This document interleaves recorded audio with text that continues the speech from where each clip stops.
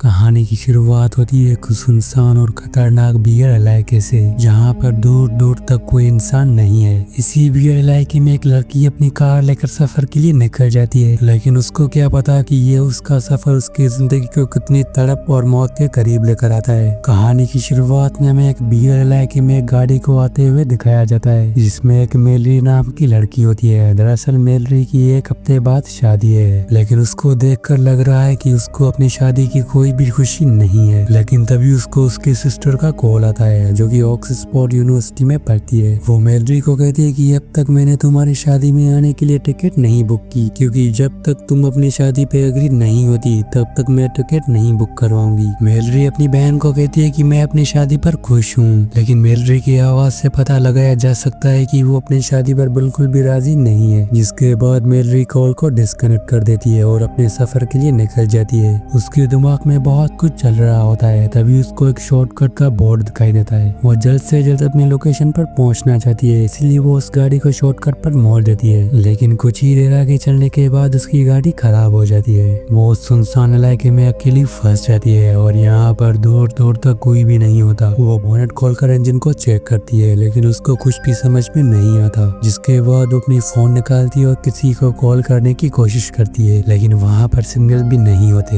यानी कि वो किसी को कॉल भी नहीं कर सकती। थोड़ी देर के बाद उसे प्यास लगती है। वो जैसे पानी पीने के लिए कार के अंदर जाती है, तभी उसके पानी का टैंक फट जाता है और उसके कपड़े खराब हो जाते हैं। वो जैसे अपने कपड़े चेंज कर रही होती है, तभी वहाँ पर एक क्रिस्टन नाम का आदमी आता है। मेलरी खुद को गाड़ी के दूसरी तरफ छुपा लेती है। फिर थोड़ी देर के बाद वो शर्ट पहनकर बाहर आती है। क्रिस्टन उससे इस बियर इलाके में रुकने के बारे में पूछता है। मेलरी बताती है कि उसकी गाड़ी की इंजन खराब हो चुकी है। जिसके बाद क्रिस्टन उन्हें बोलता है कि मैं तुम्हारी गाड़ी की इंजन को चेक कर सकता हूँ। मेलरी कहती है कि हाँ। फिर क्रिस्टन उसके गाड़ी की इंजन को चेक करता है। बहुत कोशिश करने के बाद वो उसके गाड़ी को स्टार्ट कर लेता है। ये सब देखकर मेलरी बहुत ही खुश हो जाती है और उससे पैसे देने की कोशिश करती है, लेकिन क्रिस्टन उनसे पैसे लेने से मना कर देता है। मेलरी वहाँ से अपनी कार लेकर निकल जाती है। थोड़ा आगे चलने के बाद मेलरी को एहसास होता है कि उसको क्रिस्टन को लिस्ट देना चाहिए, क्योंकि उसने उसकी गाड़ी को ठीक किया है। मेलरी वापस क्रिस्टन को लिस्ट देने के लिए मुड़ती है। मेलरी क्रिस्टन को कहती है कि मैं तुम्हें आगे तक छोड़ सकती हूँ। क्रिस्टन उसकी गाड़ी में बैठ जाता है और क्रिस्टन को बातें करने की बहुत ही आदत होती है। वो मेलरी को कहता है कि हम दोनों का मिलना कोई इत्तेफाक नहीं हो सकता, उसके पीछे जरूर कोई न कोई वजह है। दरअसल वो अजीब सी बातें कर रहा होता है। वो सब बातें मेलरी को बिल्कुल भी अच्छी नहीं लगती, लेकिन वो फिर भी उसको आगे लेकर जाती है। लेकिन हद तो तब हो जाती है जब वो मेलरी को सेक्स के बारे में बोलता है, जिसके बाद मेलरी को बहुत ही गुस्सा आता है। वो अपनी गाड़ी को रोकती है और क्रिस्टन को उतरने के लिए बोलती है, लेकिन क्रिस्टन का इरादा नेक नहीं होता। वो अपनी जेब से चाकू निकालता है और मेलरी को कहता है कि जब तक मैं नहीं बोलूं तब तक गाड़ी नहीं रुकेगी। चाकू को देखकर मेलरी डर जाती है और अब उसको राइड करना पड़ेगा। मेलरी को अब तक समझ में आ चुका है कि उसके साथ कुछ गलत होने वाला है। तभी मेलरी की नजर क्रिस्टन के सीट बैग पर पड़ती है। दरअसल उसने सीट बैग नहीं लगाए। मेलरी अब उसकी जिंदगी का खात्मा करना चाहती है। वो देखती है कि सामने मोड़ है, इसीलिए वो गाड़ी की स्पीड को बढ़ा देती है। मोड़ में जो बैरियर लगे हुए होते हैं वो अपनी गाड़ी को उसमें ठोकती है, लेकिन अनफॉर्चुनेटली वो बैरियर टूट जाते हैं और गाड़ी आउट ऑफ बैलेंस हो जाती है और गाड़ी उस खाई के अंदर गिर जाती है। कुछ देर के बाद जब मेलरी को होश आता है तो वो देखती है कि उसकी गाड़ी उल्टी है। वो अपने सीट बेल्ट को खोलती है और उसका सीट बेल्ट में पैर फंस चुका है और वो अपने पैर को निकाल नहीं पाती। तभी वो साइड मिरर में देखती है कि क्रिस्टन उल्टा लेटा हुआ होता है। वो देखती है कि क्रिस्टन का चाकू पड़ा हुआ है। अगर उसको होश आया तो उसको टॉर्चर करेगा। वो क्रिस्टन के चाकू तक पहुंचने की कोशिश करती है, लेकिन अब क्रिस्टन को भी होश आ जाता है, लेकिन उसकी हालत बहुत ही खराब होती है और उसकी हालत से मेलरी की हालत बेहतर होती है। इसीलिए मेलरी चाकू उठाकर अपने पास छुपा लेती है। क्रिस्टन उठकर उसके पास आता है और देखता है कि उसका पैर सीट में फंसा हुआ होता है। वो उसकी मदद नहीं करता। वो कहता है कि तुम अपना पैर खुद ही निकालो और खुद वहाँ से चला जाता है। मेलरी मदद के लिए चिल्लाती है, लेकिन वो उसकी एक भी नहीं सुनता। लेकिन उसकी आवाज सुनने वाला दूर दूर तक कोई भी नहीं है और अब धीरे धीरे अंधेरा होने लगता है। जैसे जैसे रात बढ़ती है वैसे वैसे ठंड भी बढ़ती जा रही थी। गाड़ी में मेलरी के पास कुछ कपड़े होते हैं, वो उसे पहन लेती है, लेकिन अब जंगल में जानवर भी है जो कि मेलरी की तरफ बढ़ रहे हैं। मेलरी अपनी गाड़ी की हेडलाइट्स को चालू कर देती है, है, जिससे वो जानवर वहाँ से भाग जाते हैं। इसी तरह से मेलरी इस जंगल में एक रात गुजार देती है। अगली सुबह वो उठकर देखती है तो उन्हें पता चलता है कि उसके पास खाने की कोई भी चीज नहीं है। उसके पास सिर्फ थोड़ा सा पानी है और उससे ही उसका काम चलाना होगा। पूरा दिन इसी तरह से गुजर जाता है और एक बार फिर से रात हो जाती है, लेकिन मेलरी के पास और कोई ऑप्शन नहीं होता है, इसीलिए उसको इसी हालत में गाड़ी में एक रात गुजारनी पड़ी। और अब मेलरी की हालत पूरी तरह से खराब हो चुकी है। अगली सुबह वहाँ पर क्रिश्चियन आ जाता है, जो कि मेलरी को कहता है कि अब मुझे वो करने दो जो मैं चाहता हूँ। धीरे धीरे मेलरी को अब यहाँ पर तीसरी रात हो जाती है और अब यहाँ पर मेलरी के पास न खाने के लिए कुछ खाना है और न ही पीने के लिए पानी। इसीलिए मेलरी वहाँ पर एक चूहे का शिकार करती है और वो उस चूहे को खाती है और उसके पास पानी नहीं होता और वो अपने यूरिन को पीती है। इस तरह से मेलरी की तीसरी रात भी गुजर जाती है। अगली सुबह क्रिश्चियन मेलरी के पास फिर से आता है, उन्हें कहता है कि तुम अपनी जिद छोड़ दो और जो मैं चाहता हूँ वो मुझे करने दो, जिसके बाद मैं तुम्हें यहाँ से निकाल लूंगा। वो अपने बैग से एक ब्लेड निकालता है। वो मेलरी को कहता है कि मैं इस ब्लेड को तुम्हारे पास छोड़कर जा रहा हूँ। जब तुम्हें यहाँ से निकलना होगा तो तुम उस ब्लेड से अपनी एक टांग को काट कर यहाँ से निकल सकती हो। और वो ब्लेड छोड़कर यहाँ से निकल जाता है। अब धीरे धीरे मेलरी को यहाँ पर 5 दिन गुजर जाते हैं। अब एक रात को मेलरी के पास क्रिश्चियन आता है। दरअसल मेलरी वहाँ पर चूहे का खोल अपने पाँव पे लगा देती है ताकि क्रिश्चियन को लगे कि मेलरी मर चुकी है। क्रिश्चियन भी मेलरी को आके गुड बाय बोलने आया था। मेलरी वहाँ पर मरने का नाटक करती है और क्रिश्चियन को भी ऐसा लगता है कि शायद मेलरी अपनी पैर काटने के दौरान मर चुकी है, लेकिन मेलरी जिंदा होती है। जिसके बाद मेलरी किसी तरह से वहाँ से निकल जाती है। वहाँ से निकलने के बाद वो एक केबिन में आती है जहाँ पर एक पुलिस वाला होता है। दरअसल ये पुलिस वाला भी मेलरी के साथ गंदा काम करने की कोशिश करता है, इसीलिए मेलरी उसको गन पॉइंट पर ले लेती है। गन पॉइंट पर लेने के बाद मेलरी वहाँ से निकल जाती है। फिर फाइनली मेलरी की जान बच जाती है और वो उस आदमी को खत्म कर देती है। इसी सीन के साथ इस मूवी का यहीं पर ही एंड होता है। आई होप कि ऑडियो आपको पसंद आया होगा। अगर पसंद आया होगा तो मेरे चैनल को सब्सक्राइब, वीडियो को लाइक कर देना।